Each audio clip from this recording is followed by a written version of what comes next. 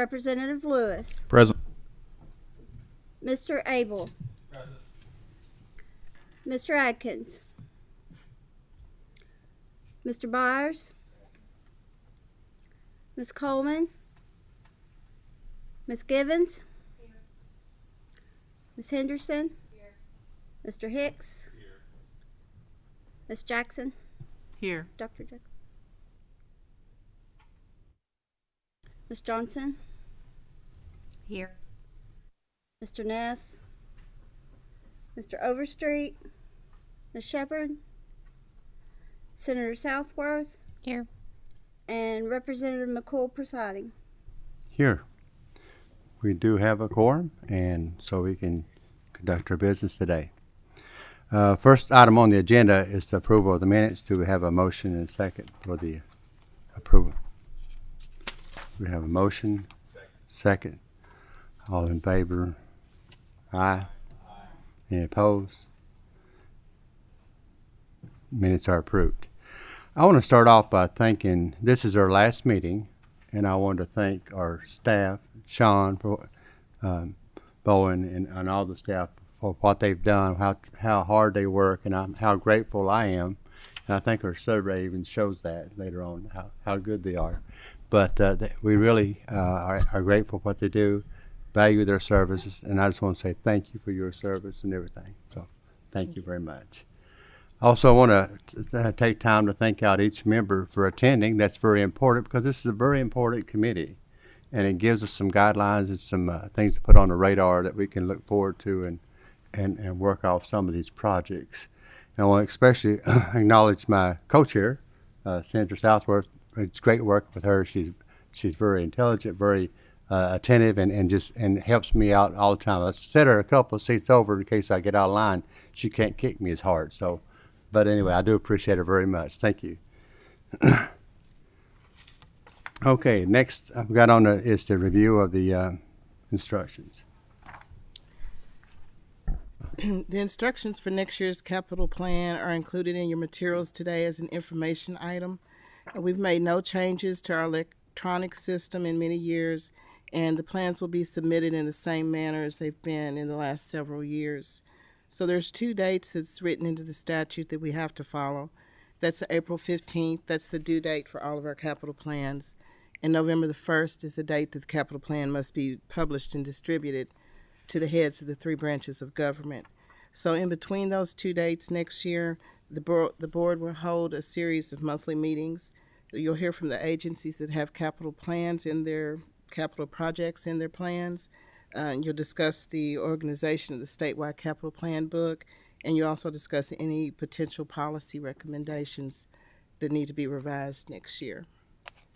And there's no action on this item. It's just information only. Thank you very much, Sean.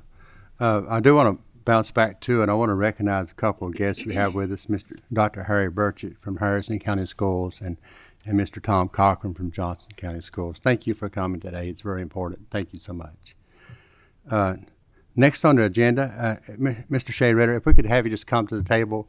I know you don't have a presentation, but I want to say how much I appreciate his efforts and what he's brought forth too. We've had discussions throughout the summer and trying to identify some of the schools that perhaps maybe we can look at as a legislative body to provide some funding, because we know the inflation has gone out the roof, but yet there's still needs out there. So, and I know you worked very hard on this, you and your staff, so I just want to say thank you and appreciate all the time that you've done. Others may have some questions, but I know you don't have a presentation, but do truly appreciate the list you provided.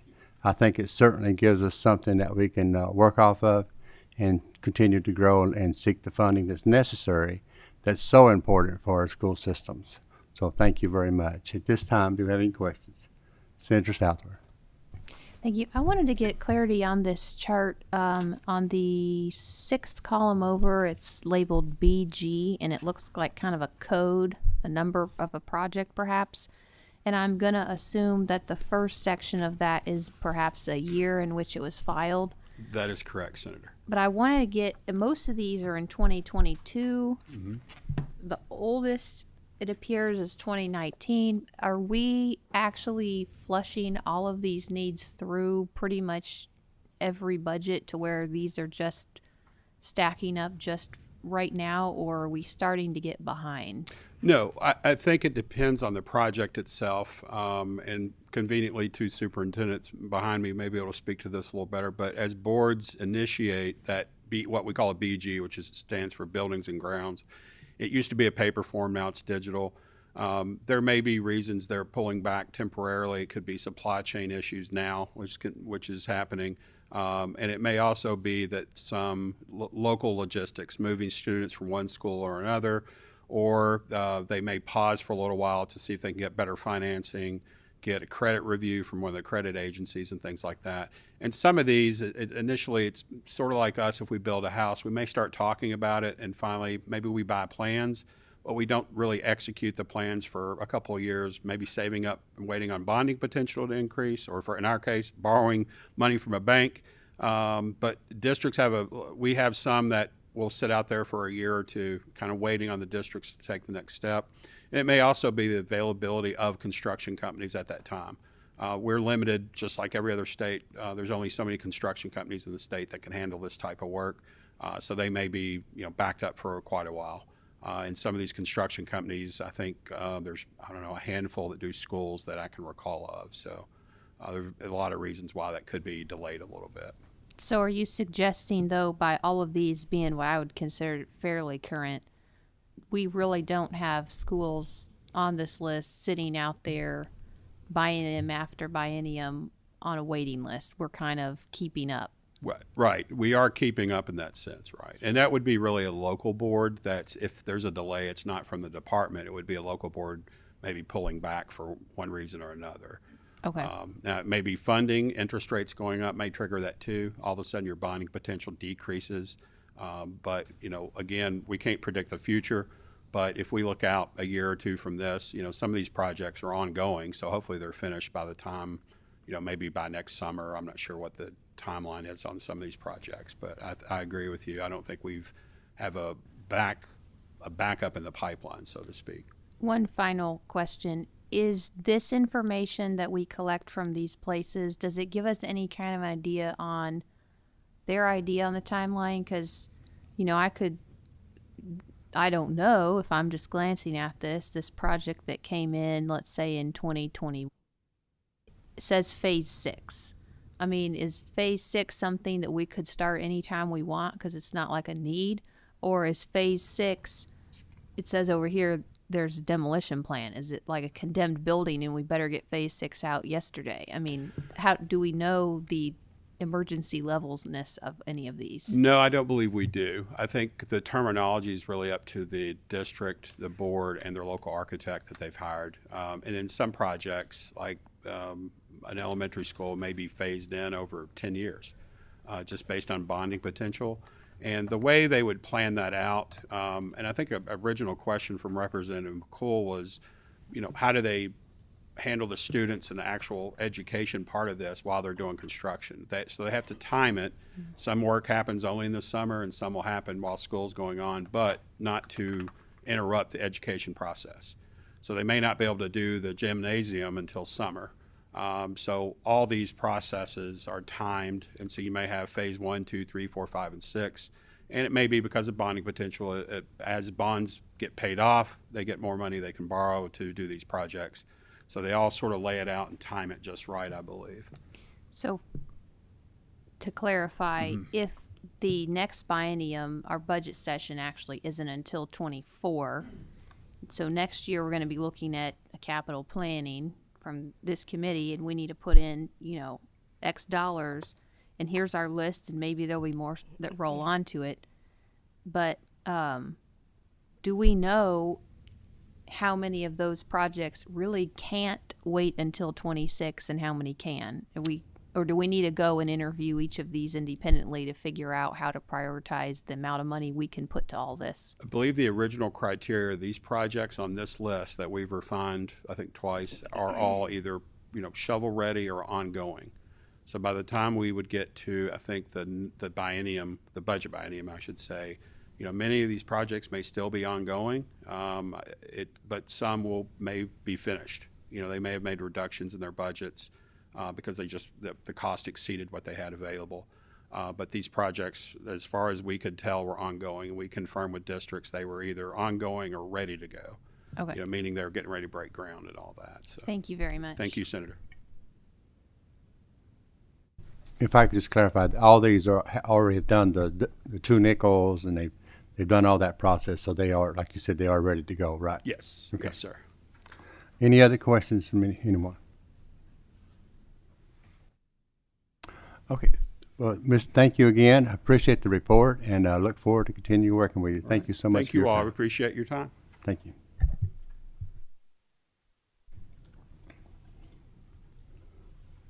Okay. Next, we have Commissioner Russ Meyer is coming up to talk about the Kentucky Department of Parks.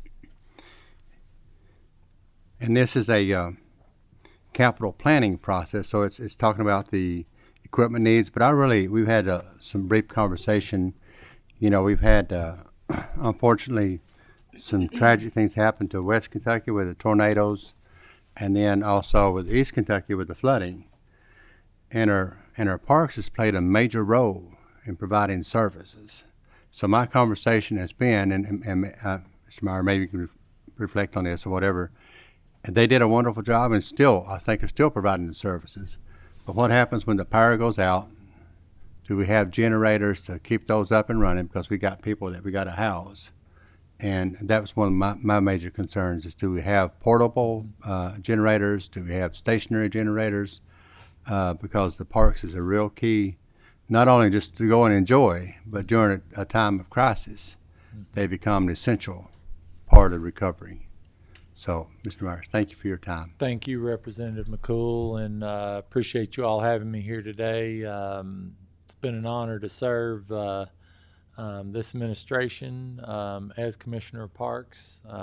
We've been challenged over the last 2 or 3 years, and I believe we've dug in with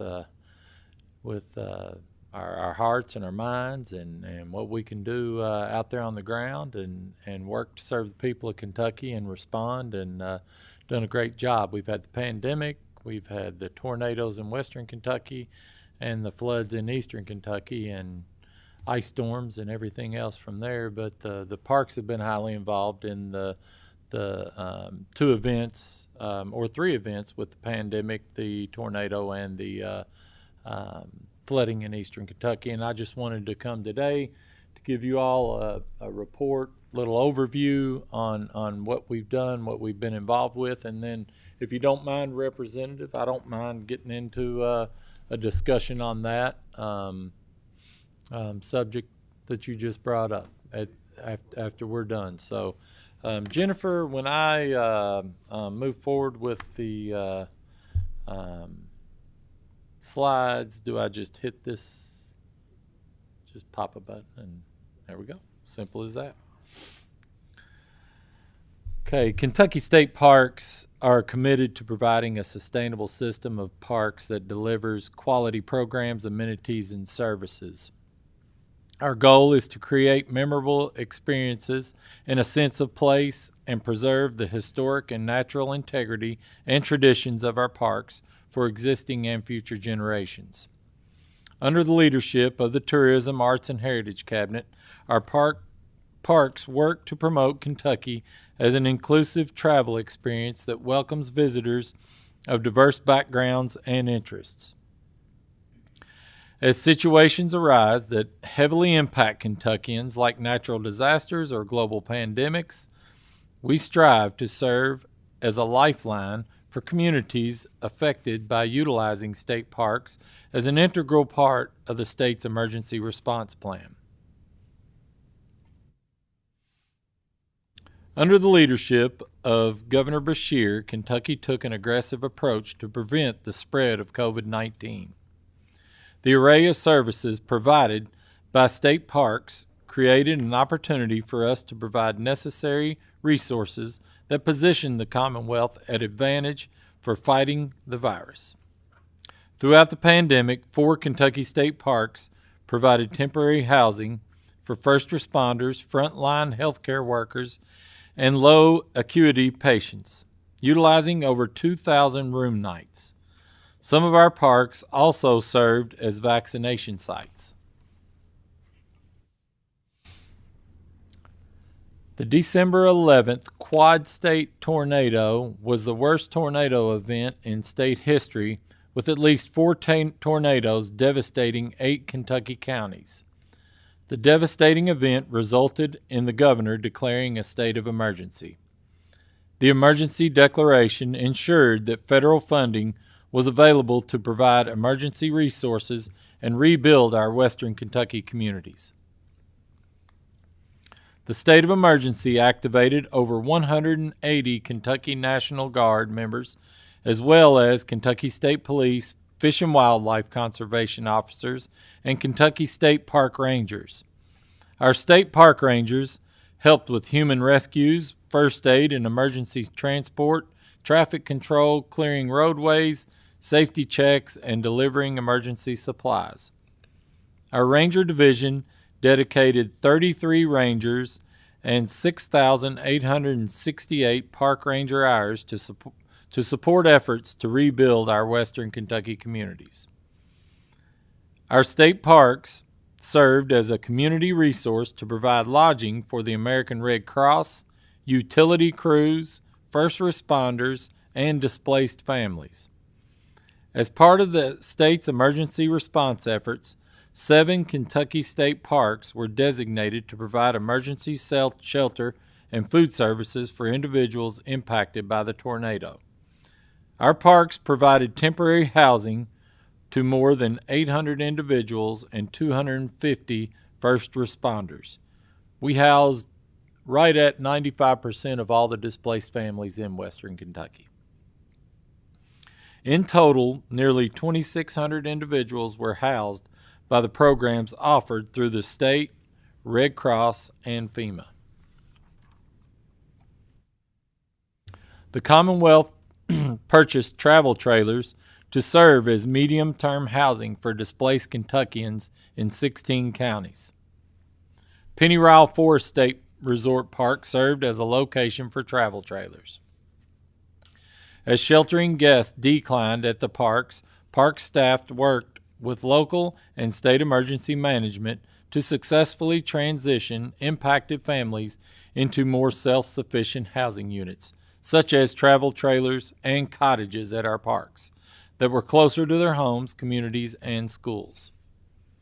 The Commonwealth Sheltering Program sheltered more than 580 people in over 100 travel trailers and hotels, and have continued to actively transition survivors to long-term housing solutions. The last distressed guest checked out on July 18, 2022 from Kentucky Dam Village. The outpour of support for those impacted by the tornadoes helped us ensure every child staying at our parks had toys for the holidays. Through the First Ladies Toy Drive, we distributed toys to families at the parks and people impacted by the storm within the local community. We also hosted 4 holiday parties for the families and their children to celebrate the holidays and allow parents to shop for gifts. In partnership with the University of Kentucky's men's basketball coach, John Calipari, and Manny Ahomny, president and CEO of Samaritan's Feet, shoes were provided to displaced Kentuckians staying at 2 state parks, Lake Barkley and Pennyrile.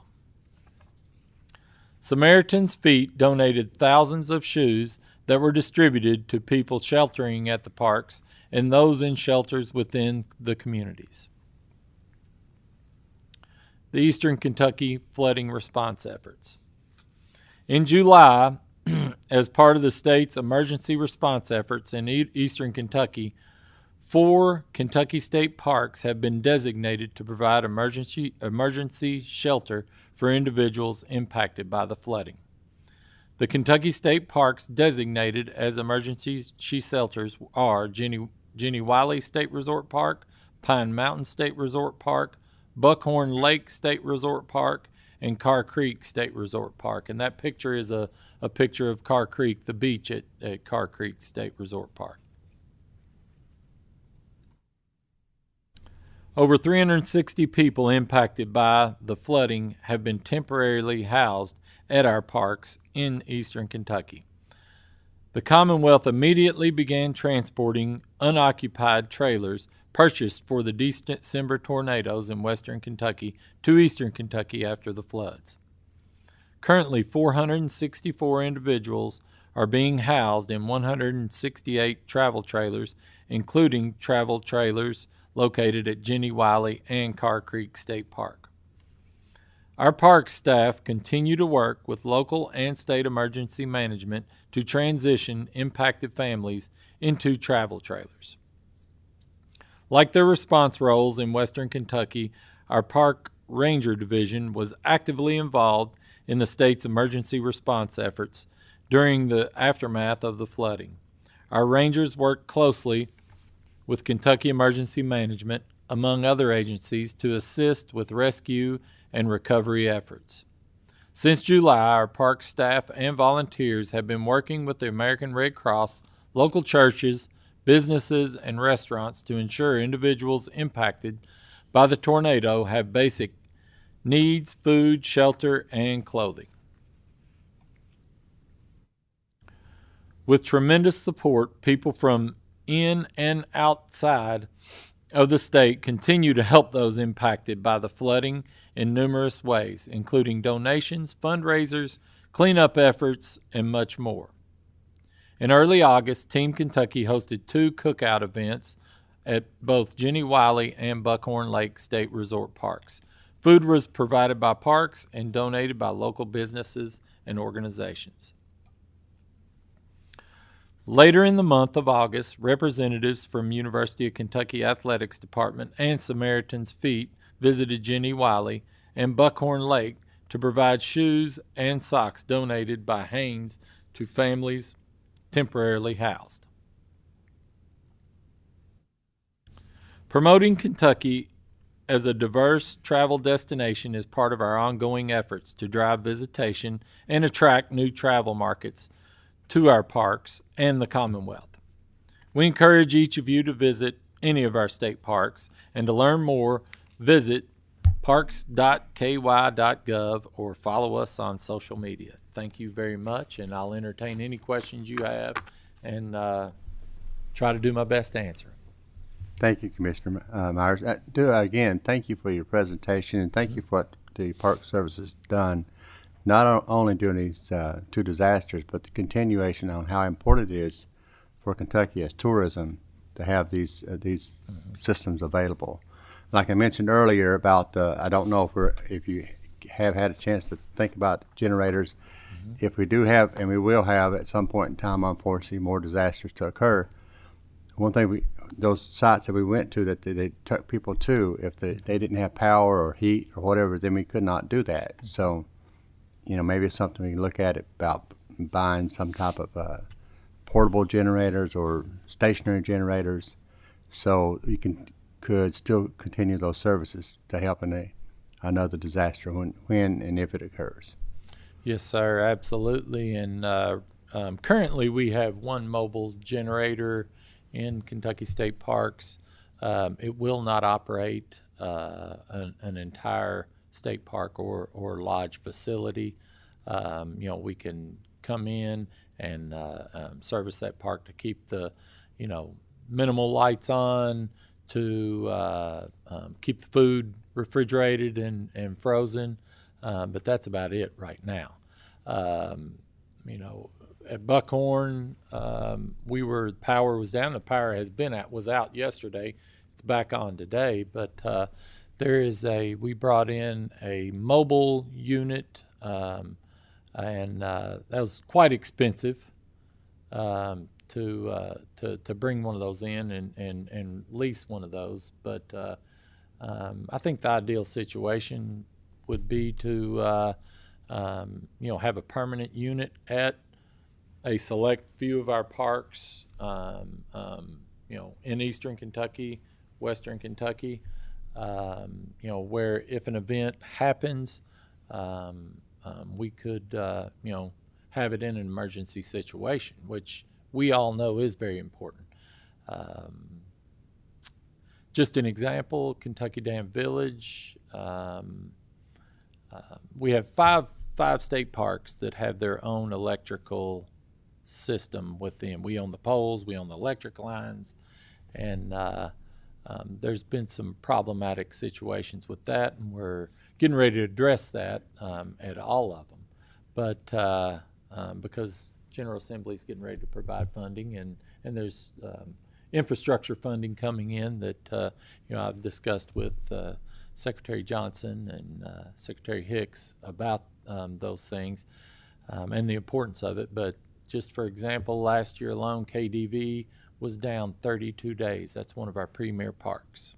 So it is important not only for emergency situations, but to have some type of a mobile ability just for general use too. Thank That you. answers your question. Yeah, thank you. What this is, you know, as you said, as we said earlier, it's a capital planning project. So certainly it's something we need to work together about Right. getting it on the radar screen, and so that those services could still be provided in case something happens in the future or when it happens in the future. Yes, You have any questions coming? Senator Southworth. I want to go a little further on that. Can you specify? We have, I think what I heard was 5 of our parks are the ones that are always having electrical outages or have potential. At No, I least. said 5 of our parks own their own electric system within the park. That means the poles, the lines, and we maintain them. And have all 5 been experiencing similar situations with struggling to keep the lights and electric systems up? Somewhat, but you know, like with the ice storm, you know, Carter Caves had issues when the ice storm hit eastern Kentucky a couple years ago. But outside of an ice storm, because we all struggle in an Outside ice of an storm. ice storm, you're going to have problems in the western Kentucky parks Okay. right now. So but when we take care of those improvements that we're just getting funding for, we'll be able to address those issues and take care of those problems there. But okay. So you said you had 1 mobile generator for the entire park system. So and it seems like to me that obviously if we reduce the frequency of normally occurring electrical issues, then we would just be down to emergencies, but there's always emergencies somewhere. So you're going to is KYEM, do they have generators that they bring to your parks in emergency situations, or do we literally have, are we waiting for the National Guard, or what happens when you do have electrical issues and let's say it's in the dead of winter and people are cold? Well, a prime example is what happened in eastern Kentucky this year. Buckhorn was down, complete power outage, and KYEM brought in a mobile unit to run the whole park. So, not that you have to know this, but you may have awareness that our state generally has potentially more than just the one multiple mobile units. Do we know how many mobile generators the state as a whole has between the variety of agencies that might be working on this? I don't know. I know the one that was brought into Buckhorn is rented, leased, however you want to call it. Okay. But it's powerful enough to run the whole park. Is there in the future capital plan process for next year, are we going to be past the point of needing to address electrical issues normally occurring at parks because of what you said, the current funding is already going to probably be starting to get put toward that? Or are we not going to really know, so we kind of have to shelve this till That's later? our intent. Absolutely. And obviously, House Bill 11 states that we have to make our presentation day and hour by December 1 of Okay. this year, and they have to approve that. So that approval still has to happen. Okay, thank you.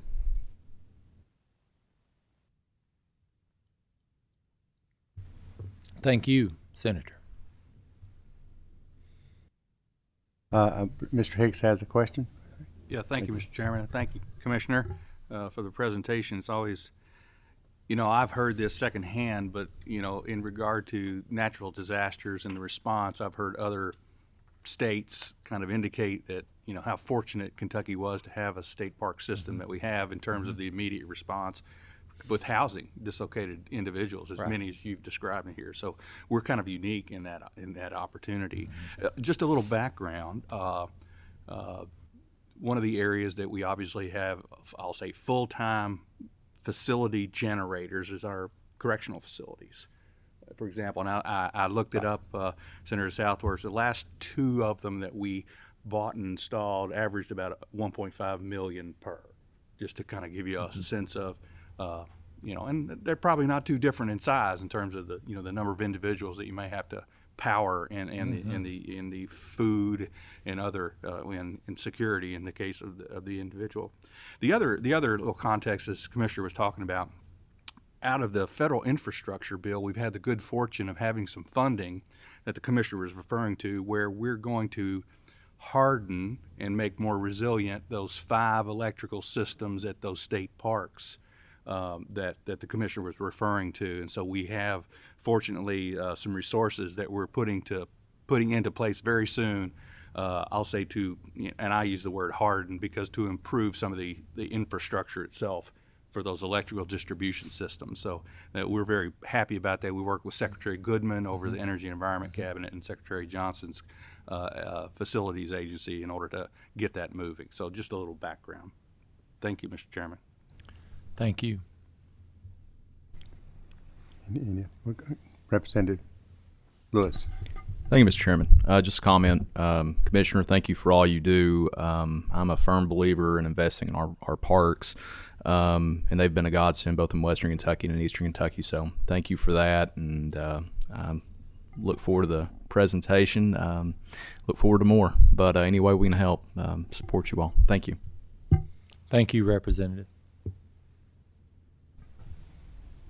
Commissioner, sorry. Yes. I want to make sure I understood something that you stated. You would like to have 4 permanent generators at 4 parks. You're not making a request for more mobile generators. I just wanted to make sure that. No, I'm not saying that. No, I just wasn't sure. No, I wasn't sure. I'm curious because I always think of, we sort of ran into the same issue in the court system in Graves County. So I was kind of curious what you think a better strategy is. Is it a permanent generator at 4 primary parks? I wanted to make sure I didn't misunderstand what you said. I don't know if I said 4. I could have Okay. said 4. But I said, for example, you could, place a permanent generator in a park in Eastern Kentucky or Western Kentucky and look at it that way. Or you could have mobile units. I would imagine. However, I think it would have to be looked into by a committee like this, strategically looked at of how we're going to better serve, parks, emergency management, and the Commonwealth. So. And I have no idea on the difference in the cost between a permanent or a mobile, but I'd be really curious what a balanced sort of plan would look like. Right. I'm not sure either, but I could, certainly put the right people on that to find out. Okay. Thank you. Yes, ma'am. Thank you. Again, this is just to get this on the conversation piece so we can work for the planning process, and that's what this is all about. Certainly a part of that, whether it be, permanent or mobile, that's on down the road. That's just a conversation piece at this time. Any other questions? Okay. Commissioner Myers, thank you for your time today. Thank you all very for your much. presentation. Appreciate it.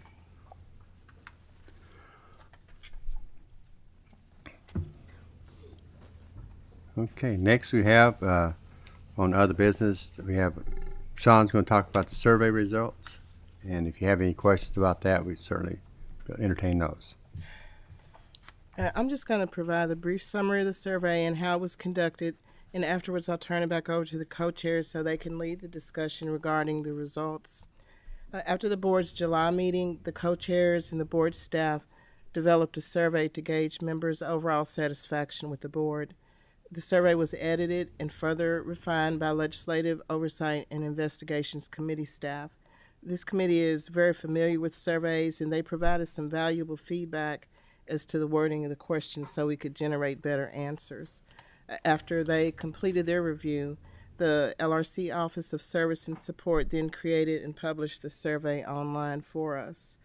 We sent the survey link to the members on August the 30th, and over the course of the next month, 9 out of 16 board members responded. The first 2 pages of the document that you have in your folders provides a summary of the results. The score that you see after each question is an average score based on all participant responses. And the last page provides the individual responses for the 9 members that did participate. The survey was completely anonymous, and there was some feedback provided in the responses that can be addressed next year if that's the board's wishes. Thank you, Sean. Again, I want to appreciate it. It did turn out very well, and again, thank you for the staff for doing this and those who participated. This is, again, it's very helpful for not only now, but future on how we can improve our processes. I'd like to ask my co-chair, Senator Southworth, if she has any comments or questions. Well, I do want to thank the staff. I took note, our staff got the most comments on the survey, and I know Representative McCool mentioned earlier that we have fantastic staff team, but we also have Sean. I don't know how many years have you worked here, Sean? 25. 25 years. She's not going to be with us forever. And I want to call her out specifically because this is our last meeting this year. But it has been fantastic working with her the short time I've been here, and I'm sure you all have felt the effects of having her here. Then we have our other staff's also awesome, which I think we're missing. Where were we missing Corey? Where's Corey today? Corey has left. He's Oh, okay. gone back Oh, to the energy. well, we're going to miss Corey. Anyway, we'll get the staff together. But they have been great. On the other comments, and I took note, there's a few scores here. There was I saw a 1, a couple of 1s, some 2s, and there's no reason to stay quiet about this. There's obviously, this is always a work in progress. There's nothing that says we have to do things the way we've always done them. There's also nothing says that things are wrong that need to be changed. So I know none of us are usually thinking about all of this stuff when we're not here. We've got a lot of other things going on. So we've got a lot of really great brains in the room here. But if you can catch the staff or any of either myself or Representative Cool as you're leaving today or as you're coming in next year in our meetings and say, hey, I think, this, that, or the other thing is something I'm concerned about or would like to see or have you thought about, we would love to take any kind of comments anytime, whether or not you got the survey filled out timely or not. And overall, though, we're looking at how we can make this to be the most effective, efficient use of our time and also getting a lot of information in a short amount of time. Sean was telling me just before the meeting started, we were rehearsing again how these meetings used to be held. 2-day retreat where you're falling asleep. We don't want that to happen. It looks like from the survey results, everybody likes the 2-hour or less meetings. But we also have a million agencies that we need to find out, and when they buzz through and give us 2 things and a PowerPoint full of 25 others, then we don't know about, and then we're supposed to somehow put that together. So we want to make this as useful as possible. So any ideas, please bring them on at any time. That's really all I have to say about that. I do look forward to hearing, though, comments from any of our other members. I do want to make sure this isn't just a staff and chairs down thing. Anybody that has comments about any of this stuff, please feel free to pop in before we adjourn. But if there aren't other comments or if I don't speak again before I see you all next summer, enjoy your rest of your year. and beyond. Thank you. Mr. Hicks? Yeah, thank you, Mr. Chair. No, I was I was going to agree with Senator Southworth. Look at the top scores. The staff does a great job. This is having been involved in budgets for a long period of time. This is one of the most, I'll say, heavy set of, depth of information area that there is. In terms of if you think about the physical plant of the Commonwealth of Kentucky and all that we have to contend with, as well as information technology projects. So, that's why I didn't score low on having agencies testify for only 10 minutes, because the information that I really gleaned from this is the information in the plan and the staff's analysis of that information. So it's the information that I read. And I'm always enjoyable listening, to the presidents of the universities, for example, and the agency heads, but it's really, you really can't contend with all this information without, consuming it that way. And so the organization of the information the staff does is really well done and has been for a long period of time. So that's, there's just no other way to do a good job here without, in essence, doing your homework. And the staff helps us a lot, in terms of getting that homework in a digestible form, because that's really the challenge that they have. So the synthesis of it, because all the details there, we could go look at every single project and every single capital plan ourselves, but I don't do that until I read Sean's analysis first, before I would dig in. So anyway, I was just going to say that part of the process, and then as to the ranking of the part of the process is, the role that this committee has played since its inception is to inform the next set of decision makers, and that's the governor in putting the budget recommendation together, the General Assembly, and enacting appropriations. So this is an input into that budgetary decision making process, and so I have no qualms with the way that we say let's rank the top 15 renovation projects. I think that's an appropriate approach to a recommendation, because we're not trying to balance the budget in this committee. We're trying to identify the most dire needs and the highest priorities. So I continue to be fine, with the way that that we kind of display the recommended projects in our final report. So with that, just a couple of comments from a kind of historical perspective. Thank you. Thank you, Mr. Hicks. Any other comments or questions from the committee?